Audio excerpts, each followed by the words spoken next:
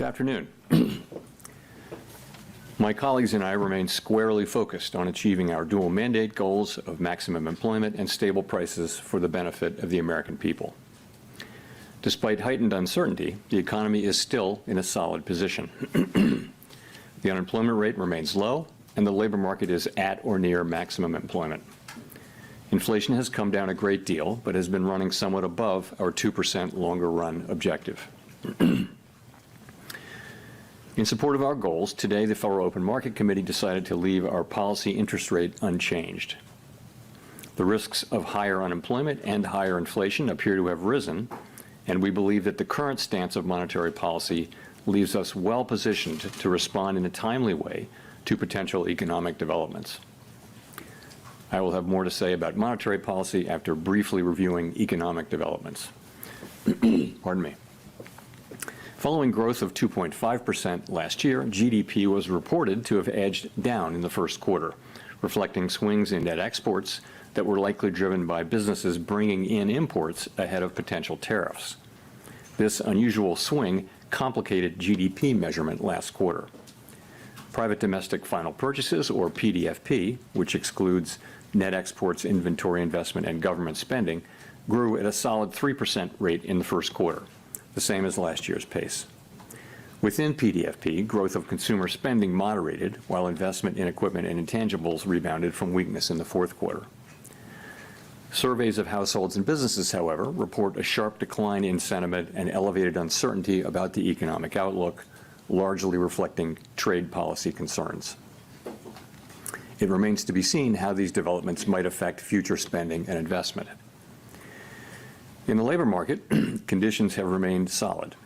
Payroll job gains averaged 155,000 per month over the past 3 months. The unemployment rate at 4.2% remains low and has stayed in a narrow range for the past year. Wage growth has continued to moderate while still outpacing inflation. Overall, a wide set of indicators suggest that conditions in the labor market are broadly in balance and consistent with maximum employment. The labor market is not a source of significant inflationary pressures. Inflation has eased significantly from its highs in mid-2022, but remains somewhat elevated relative to our 2% longer-run goal.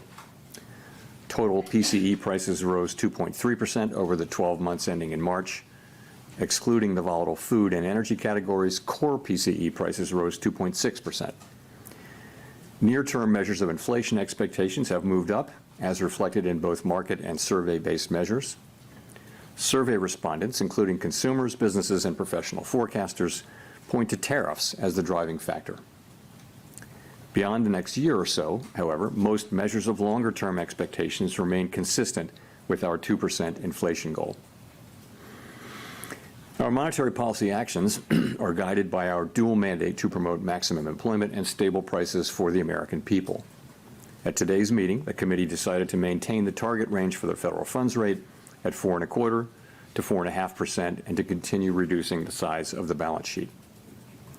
The new administration is in the process of implementing substantial policy changes in 4 distinct areas: trade, immigration, fiscal policy, and regulation. The tariff increases announced so far have been significantly larger than anticipated. All of these policies are still evolving, however, and their effects on the economy remain highly uncertain. As economic conditions evolve, we'll continue to determine the appropriate stance of monetary policy based on the incoming data, the outlook, and the balance of risks. If the large increases in tariffs that have been announced are sustained, they're likely to generate a rise in inflation, a slowdown in economic growth, and an increase in unemployment.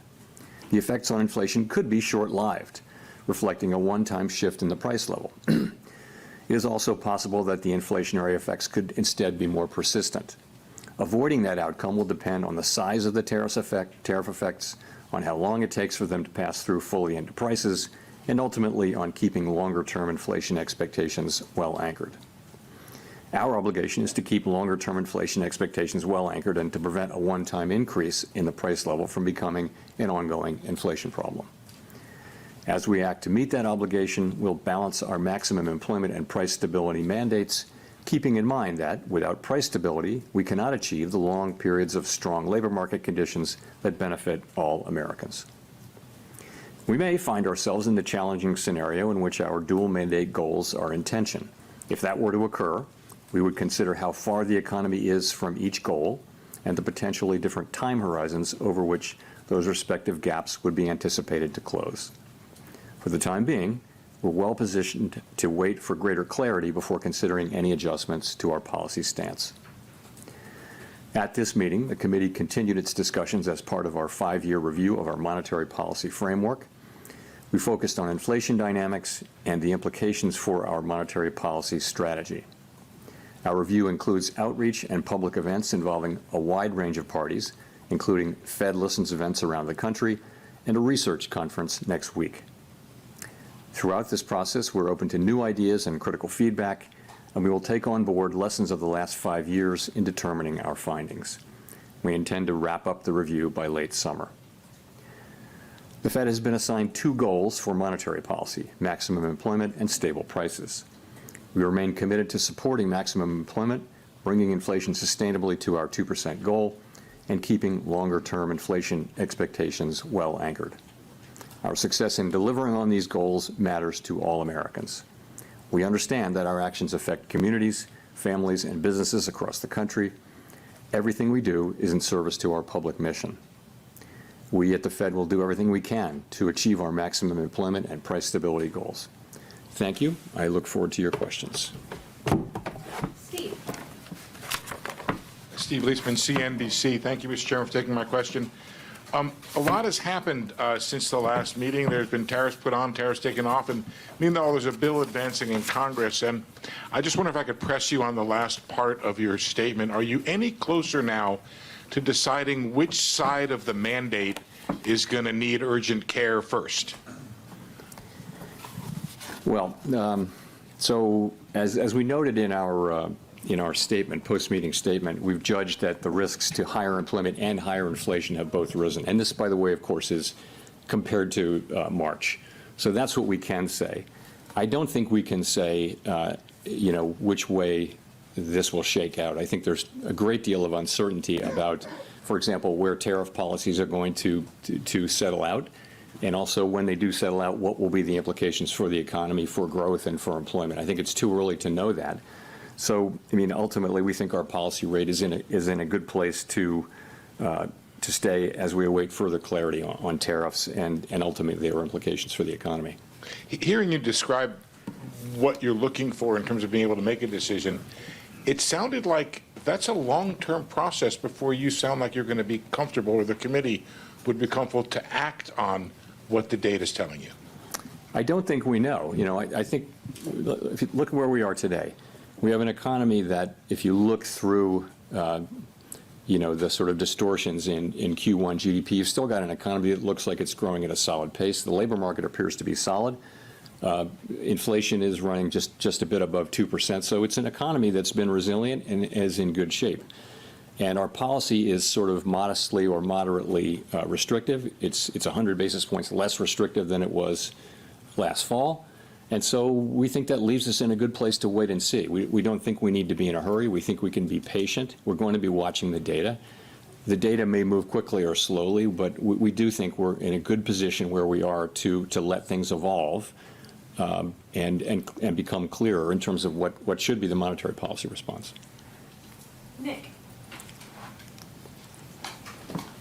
Nick Timmeros of the Wall Street Journal. Chair Powell, there's naturally a lot of PTSD around 2021 and supply shocks, but there are some who argue that the current situation has notable differences. Energy costs are down, housing imbalances look nothing like they did 4 years ago, labor demand appears to be gradually cooling with wage growth running below 4%. What do you see right now that could nourish higher inflation beyond a rise in goods prices this year? I think the underlying inflation picture is good. It's what you see, which is inflation now running a bit above 2%. And we've had basically decent readings in housing services and non-housing services, which is a big part of it. So that part, I think, is moving along well. But there's just so much that we don't know. I think, and we're in a good position to wait and see, is the thing. We don't have to be in a hurry. The economy has been resilient and is doing fairly well. Our policy is well positioned. The costs of waiting to see further are fairly low, we think. So that's what we're doing. And, we'll see. The administration is entering into negotiations with many countries over tariffs. We'll know more with each week and month that goes by where tariffs are going to land, and we'll know what the effects will be when we start to see those things. So we think we'll be learning. I can't tell you how long it will take, but for now it does seem like it's a fairly clear decision for us to wait and see and watch. So when you say that you don't need to be in a hurry, does that mean that could the outlook change in such a way that a change in your stance could be warranted as soon as your next meeting? As I said, we are comfortable with our policy stance. We think we're in the right place to wait and see how things evolve. We don't feel like we need to be in a hurry. We feel like it's appropriate to be patient. And when things develop, of course, we have a record of we can move quickly when that's appropriate. But we think right now the appropriate thing to do is to wait and see how things evolve. There's so much uncertainty. If you talk to businesses or market participants or forecasters, everyone is just waiting to see how developments play out, and then we'll be able to make a better assessment of what the appropriate path for monetary policy is. So we're not in that place, and as that develops. And I can't really give you a time frame on that. Janelle. Janelle Marte with Bloomberg. So many economists have been pricing in higher odds of a recession, and several are noting that it is more difficult for the Fed to cut rates preemptively given the higher risks for higher inflation. So given the outlook, do you still see a path for a soft landing, and what does that look like? Well, let me say, so let's look back and see where we are. So to go through 2024 up to the day, we've had unemployment in the low 4s for more than a year. We've had inflation coming down now in the mid to low 2s. We've had an economy growing at 2.5%. So that is the economy as we see it now. What looks likely, given the scope and scale of the tariffs, is that we will see certainly the risks to higher inflation, higher unemployment have increased. And if that's what we do see, if the tariffs are ultimately put in place at those levels, which we don't know, then we won't see further progress toward our goals. But we might see a delay in that. I think in our thinking, we would never do anything but keep achieving those goals. But we would, at least for the next, let's say, year, we would not be making progress toward those goals. Again, if that's the way the tariffs shake out. The thing is, we don't know that. There's so much uncertainty about the scale, scope, timing, and persistence of the tariffs. So that's that. In terms of preemption, I think you can look back at the 2019 cuts as preemptive. I wouldn't say that what we did last fall was at all preemptive. If anything, it was a little late. But 2019, we did cut 3 times. But the situation was you had a weakening economy and you had inflation at 1.6%. So that's a situation where you can move preemptively. Now we have inflation running above target. It has been above target for 4 years. It's not so far above target now. And we have an expectation, conditional on what happens, that we'll see upward pressure on inflation. If you look at where forecasters are, they're all forecasting an increase in inflation. So it makes it, and then we've also got forecasts of weakening in the economy, and some have recession forecasts. We don't publish a forecast about that. We don't publish a forecast that assesses how likely a recession is. But in any case, it's not a situation where we can be preemptive because we actually don't know what the right response to the data will be until we see more data. Colby. Colby Smith with the New York Times. How much weakness does the committee need to see, though, in the labor market and the economy more broadly to lower interest rates again? Is it about a certain increase in the unemployment rate over a period of time, or perhaps a certain number of negative monthly job reports? I mean, how are you making that assessment? You know, so first of all, we don't see that yet, right? We have 4.2% unemployment, good participation, wages behaving very well, participation, I mentioned, at a good level. So, you know, with the labor market, we would look at the totality of the data. We'd look at the level of the unemployment rate. We'd look at the speed with which it's changing. We would look at the whole huge array of labor market data to get a sense of whether conditions are really deteriorating or not. And at the same time, we'd be looking at the other side of the mandate. We could be in a position of having to balance those two things, which is, of course, a difficult balancing judgment that we'd have to make. On that point about balancing, I mean, you've mentioned that the committee would consider how far the economy is from each goal and the time it would take to kind of get back to that point. But what does that mean in practice? I mean, how much of that assessment will be rooted in a forecast versus data dependence? It would be a combination of the two. I mean, let's just say this would be a complicated and challenging judgment that we would have to make. Yeah, we're not in this situation, but the situation is if the two goals are in tension, so let's say that unemployment is moving up in an uncomfortable way, and so is inflation. Not the situation we're in, hypothetically, but we would look at how far they are from the goals, how far they're expected to be from the goals, what's the expected time to get back to their goals. We'd look at all those things and make a difficult judgment, and that's in our framework. It's always been in our thinking. You know, we haven't faced that question in a very long time, so again, difficult judgment to make, and not one that we face today, and we may never face it, but you know, we have to be keeping it in our thinking now. Edward. Thank you. Edward Lawrence with Fox Business. So we had the CPI report that came out that showed month over month the first decrease in inflation in about 3 years. The jobs report, you said, solid, that we saw. At the same time, we have those new tariffs that we're living under. So given this, should the Federal Reserve be cutting rates at all this year? You know, it's going to depend. I think you have to just take a step back and realize this is why we are where we are, is, you know, we're going to need to see how this evolves. There are cases in which it would be appropriate for us to cut rates this year. There are cases in which it wouldn't. And we just don't know. Until we know more about how this is going to settle out and what the economic implications are for employment, for inflation, I couldn't confidently say that I know what the appropriate path will be. So following on that, just, you know, so then how does President Trump calling on you personally, as well as the Federal Reserve, to make rate cuts affect your decision today and affect your job difficulty? Doesn't affect our doing our job at all. So we're always going to do the same thing, which is we're going to use our tools to foster maximum employment and price stability for the benefit of the American people. We're always going to consider only the economic data, the outlook, the balance of risks, and that's it. That's all we're going to consider. So it really doesn't affect either our job or the way we do it. Howard. Hi, Howard Schneider with Reuters, and thanks for the time.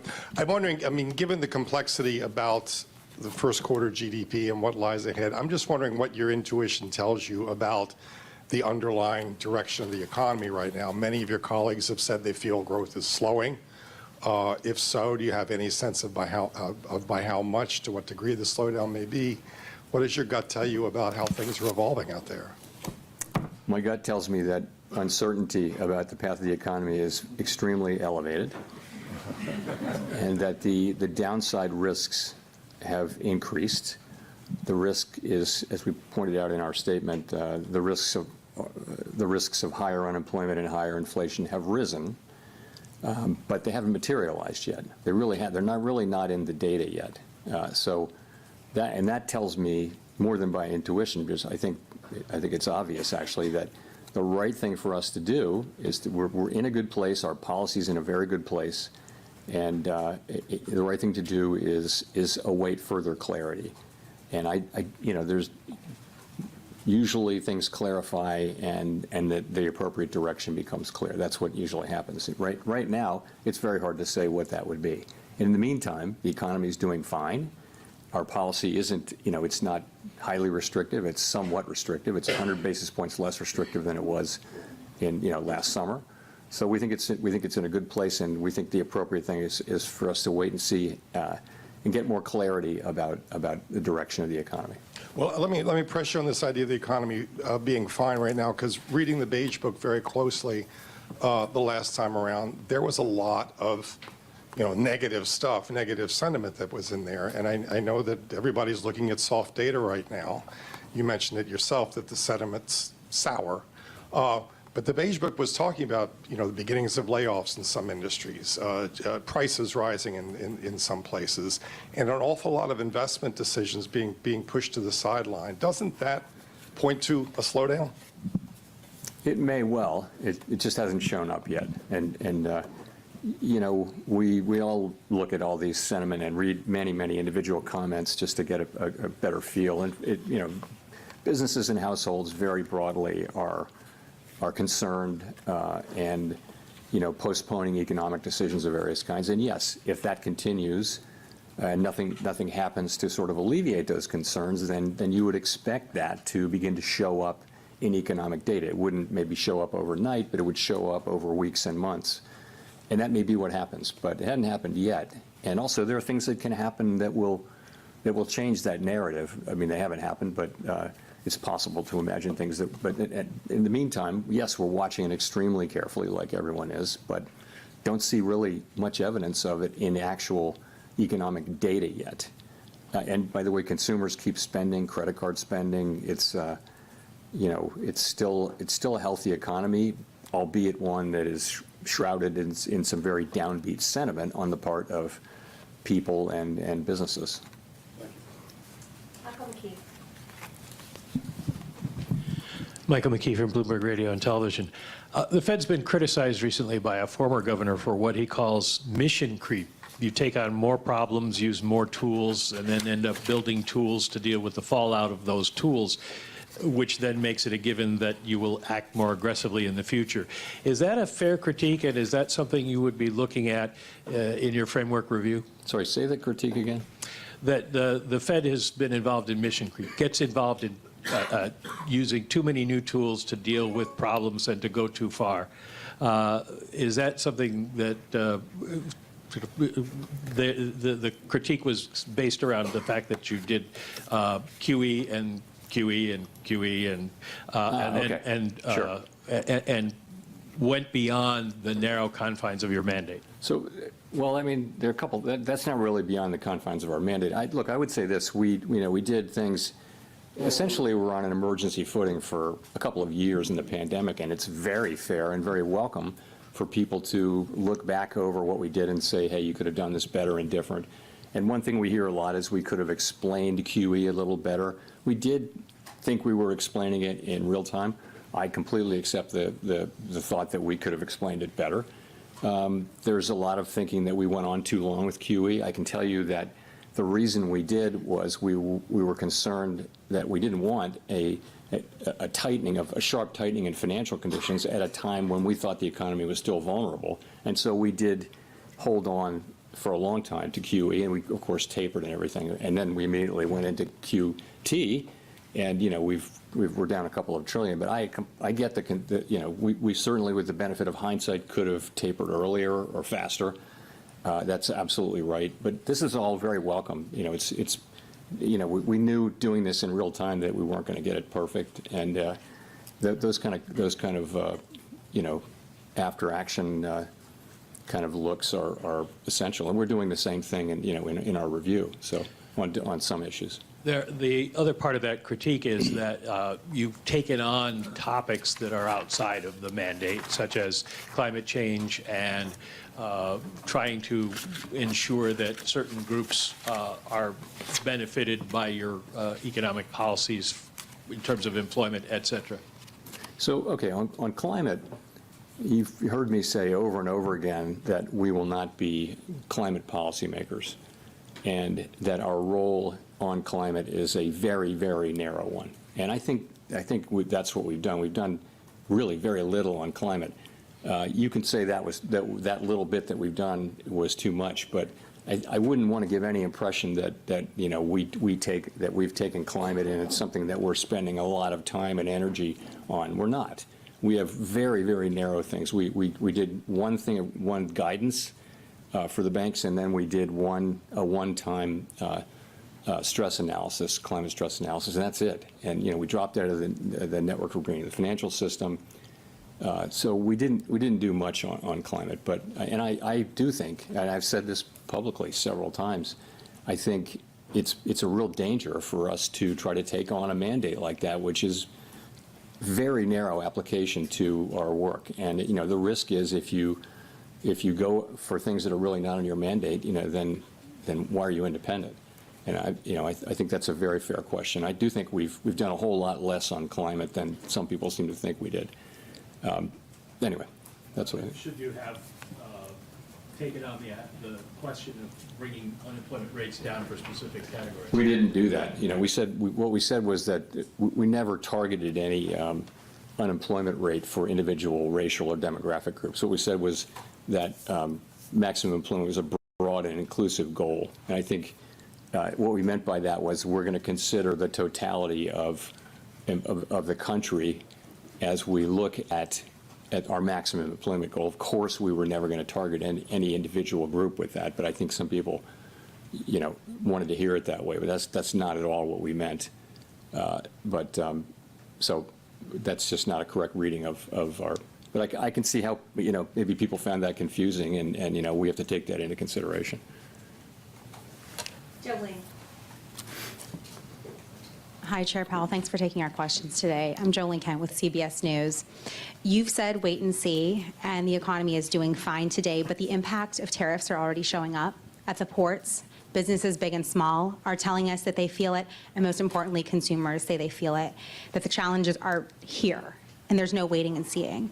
For Main Street, what is the breaking point? What would have to happen to prompt a rate cut specifically? Well, so we really don't see in the data yet big economic effects. We see sentiment, there are concerns that higher prices may be coming or things like that. So they're worried now about inflation. They're worried about the, a shock from the tariffs, but they really haven't. That shock hasn't hit yet. Okay, so we're going to be looking at the not just the sentiment data, but also the real economic data as we assess what it is we should do. And remember, there will be two effects. One of them would be weakening economic activity, which translates into higher unemployment, and the other would be potentially higher inflation. Again, to say it again, the timing, the scope, the scale, and the persistence of those effects are very, very uncertain. So it's not at all clear what the appropriate response for monetary policy is at this time. And and by the way, our policy is in a good place, so we think we can wait and move when it is clear what the right thing to do is. Really not at all clear what it is we should do. So people are feeling stress and concern, but unemployment hasn't gone up. Job creation is fine. Wages are in good shape. People are not layoffs, or people are not getting laid off at high levels. Initial claims for unemployment are not increasing, in any kind of impressive way. So the economy itself is still, in solid shape. Just a quick follow-up. President Trump now says he does not plan to remove you as chair. When you heard that, what did you think? I don't have anything more for you on that. I've pretty much covered that issue. Thank you. Chris.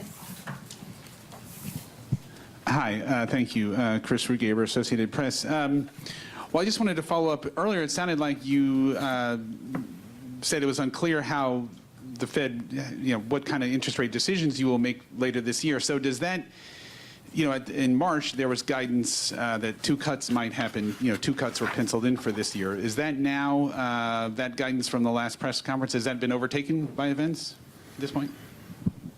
We don't do a summary of economic projections at every meeting, as you know. We do it every other meeting, and so this was the meeting when we didn't do it.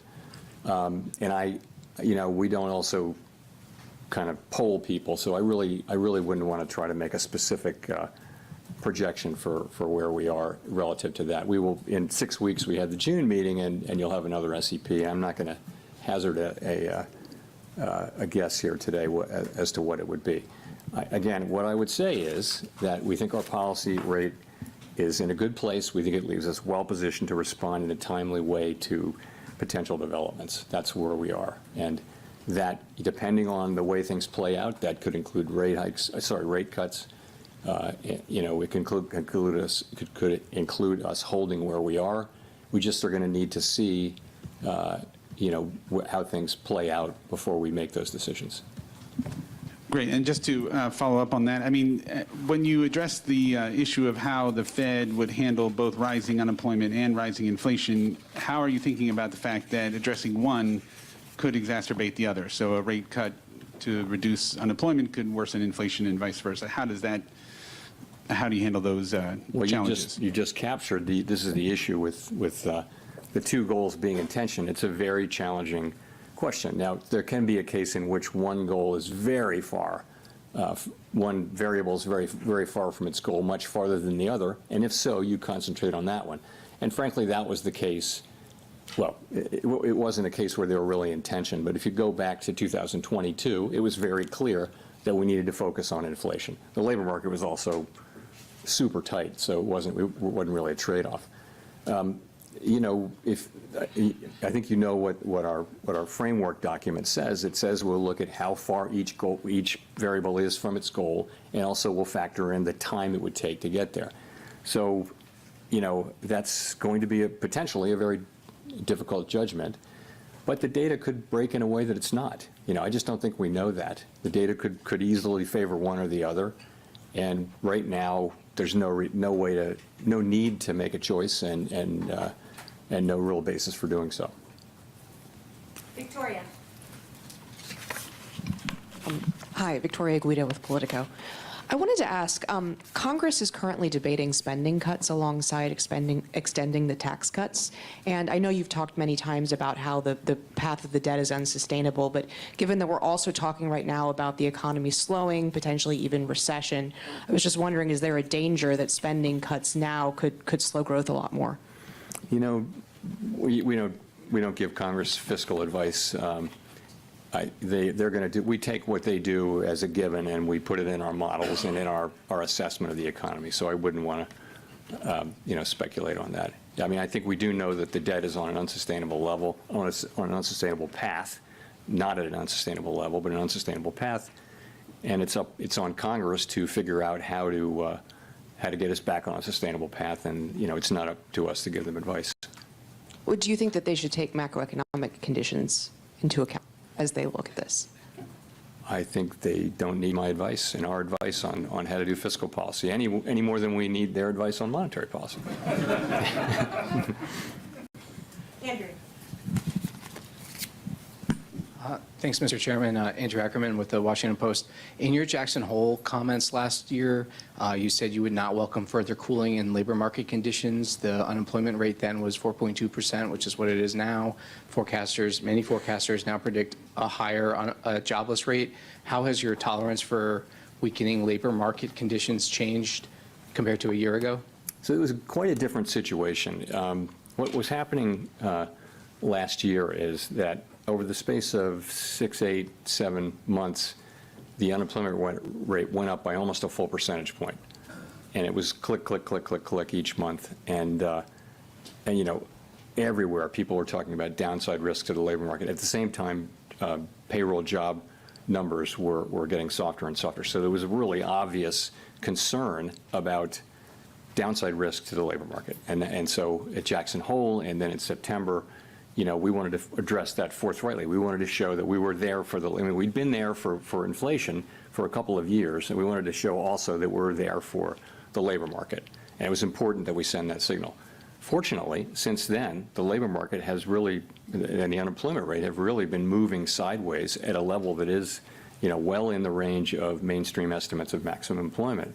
So that concern has gotten a lot less. So, you're at 4.2% unemployment. I think we were in a very different situation. Now we have a situation where, the risks to higher inflation and higher unemployment have both gone up, as we noted in our statement, and we've got to monitor both of those. We actually have a potential situation where there may be a trade-off or tension between the two, potentially. We don't have it yet, and we may not have it, but that's what we have, and that's why I think it's a very different situation. I mean, I guess I want to follow up by asking how much of a rise in the jobless rate you could tolerate.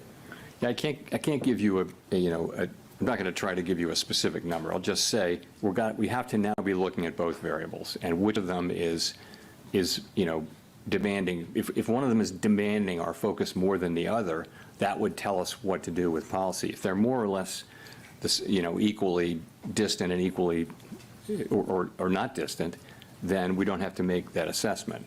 The assessment is you wait. So I'm not going to try to be really specific about what we need to see in terms of a number. But if we did see significant deterioration in the labor market, of course that's one of our two variables, and we would look to be able to support that. You'd hope that it wasn't also coming at a time when inflation was getting very bad. And again, we're speculating here. We don't know this. We don't know any of these things. It's very hypothetical. We're just going to have to wait and see how it plays out. Thanks. Claire.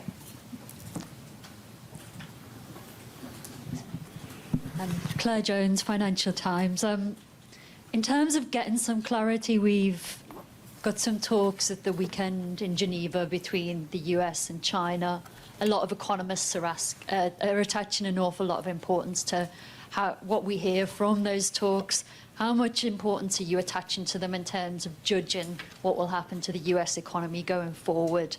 And just in a similar vein, some economists are saying it's days, not weeks, that we have until we start to put the US economy at risk of seeing the sort of pandemic-era shortages and higher prices if we don't kind of soothe relations between the US and China. So it'd be good to have your view on that too. So, these are not talks that we're in any way involved in, so I really can't comment directly on them. So, but what I will say is this, we had, coming out of the March meeting, the public generally had an assessment of where tariffs were going, and then April 2 happened, and it was really substantially larger than anticipated in the forecasts that I had seen and in our forecasts. So, and now we have we're in a new phase, or it seems to be we're entering a new phase where the administration is entering into beginning talks with a number of our important trading partners, and that has the potential to change the picture materially or not. And so I think it's going to be very important how that shakes out. But we simply have to wait and see how it works out. It certainly could change the picture, and we're mindful of not trying to make conclusive judgments about what will happen at a time when the facts are changing. And just on the fall in shipping volumes from China over these tensions, I mean, do you share that concern that we could start seeing goods shortages and higher prices in the coming weeks if this isn't resolved very quickly? I don't want to get we shouldn't be involved even verbally in the questions about the timing of these things. Yes, of course we follow all that data. We see the shipping data, we see all that, but ultimately this is for the administration to do. This is, this is their mandate, not ours. And I know as you can see, they're again beginning to have talks with many nations, and that has the potential to change the picture materially. So we'll just have to wait and see.